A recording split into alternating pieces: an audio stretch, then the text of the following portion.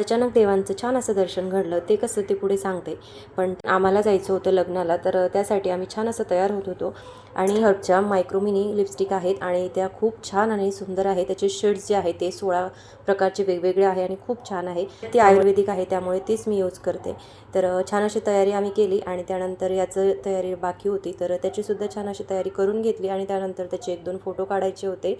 तर मस्तपैकी त्याचे फोटो वगैरे काढून घेतले. त्यांनी वेगवेगळ्या अशा पोज दिल्या आणि त्यानंतर आम्ही लग्नाला जायला निघालो. तर लग्न थोडं उशिरा होतं त्यामुळे आम्ही संध्याकाळी थोडं उशिराच निघालो, कारण आता सध्या ऊन खूप आहे आणि उन्हाचा पारा खूप जास्त असतो त्यामुळे मग थोडं उशिरा घरी तर मी सिद्धांतचे फोटो काढलेले होते, पण रस्त्याने सुद्धा छान वातावरण असतं त्यामुळे तिथे सुद्धा 1-2 फोटो काढायचे होते. म्हणून म्हटलं आता पुढे गेल्यानंतर थोडं थांबू आणि छान असे फोटो काढू. तर त्यासाठी आम्ही एका ठिकाणी थांबलो आणि सनसेट झालेला होता त्यामुळे खूप छान छान असे फोटो संध्याकाळच्या वेळेला निघतात. तर त्यानंतर एके ठिकाणी आम्ही थांबलो आणि सगळ्यांनी मग एक एक करून फोटो वगैरे काढून घेतले आणि त्यानंतर तेच थोडा वेळ थांबलो, कारण संध्याकाळची वेळ होती आणि संध्याकाळचं वातावरण जरा थंड असतं त्यामुळे अशा वेळेला बाहेर बसल्यानंतर खूप छान वाटतं. तर थोडा वेळ आम्ही इथेच बसलो आणि असे सिद्धांचे फोटो वगैरे काढून झाले होते आणि आम्ही सुद्धा 1-2 फोटो काढून घेतले. त्यानंतर आम्ही परत लग्नाकडे जायला निघालो. तर खूप उशीर होत होता आणि संध्याकाळसुद्धा झालेली होती आणि जाता जाता बस आम्हाला रात्रच झाली होती आणि लग्नसुद्धा लागायचं बाकी होतं. त्यामुळे मग नवरदेवाच्या मागे आम्ही गेलो आणि त्यानंतर थोडा वेळ तिथे थांबलो आणि मग लग्न लागायच्या ठिकाणी आलो आणि छान असं लग्न वगैरे लागलं.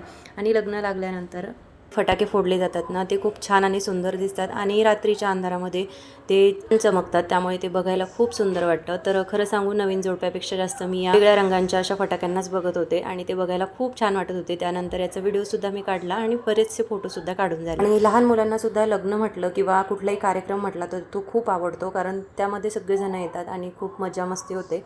तर सिद्धांशलासुद्धा असंच आवडतं त्यामुळे त्याने हे लग्न खूप छान एन्जॉय केलं आणि फोटो वगैरे काढत असताना मध्ये जाऊन उड्यासुद्धा मारत होता आणि माझ्याकडे बघून छान असा पोजसुद्धा देत होता त्यामुळे मी त्याचेसुद्धा छान असे फोटो आणि व्हिडिओ काढून त्यानंतर जेवण वगैरे केले आणि मग आम्ही घरी यायला निघालो, कारण रात्र भरपूर झालेली होती आणि घरी जाताना सुद्धा आम्हाला भरपूर वेळ लागणार होता. त्यामुळे मग जाताना अचानक आम्हाला छोटंसं विठ्ठल रुक्मिणीचं मंदिर दिसलं आणि ते खरंच खूप छान होतं.